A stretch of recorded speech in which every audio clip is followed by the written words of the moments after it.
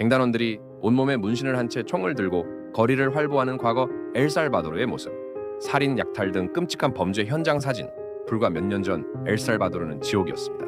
살인율 세계 1위, 갱단 가입 조건이 살인일 정도로 국가는 사실상 범죄 조직의 손에 넘어가 있었습니다. 국민들은 매일 공포에 떨며 살아야 했죠.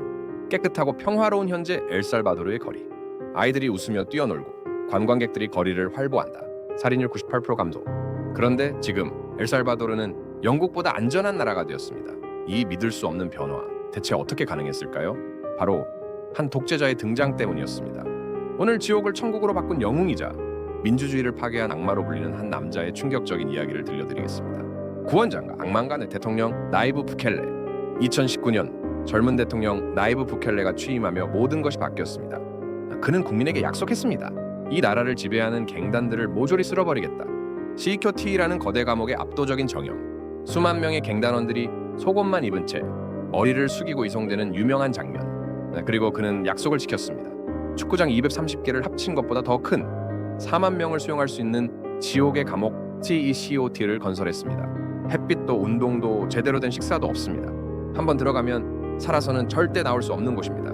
그는 인권단체의 비난을 비웃으며 수만 명의 갱단원들을 이 감옥에 쓸어 넣었습니다. 결과, 숫자가 증명하는 기적. 그 결과는 기적과도 같았습니다. 엘살바도르의 살인율이 98% 급감하는 그래프.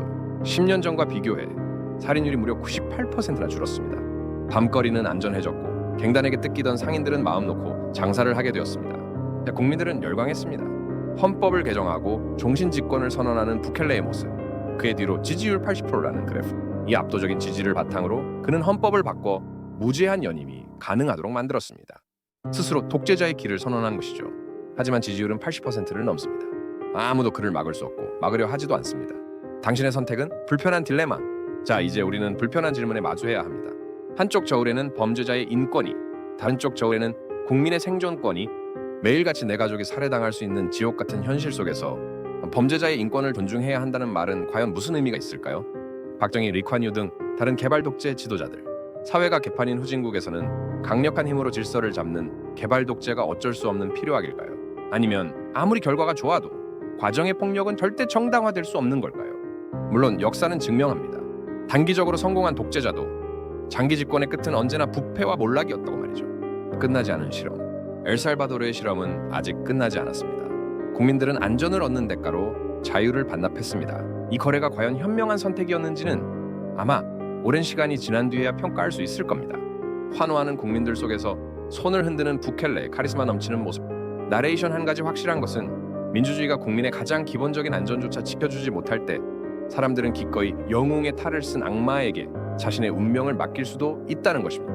이 위험하고도 매력적인 독재자의 이야기에 대해 당신은 어떻게 생각하십니까?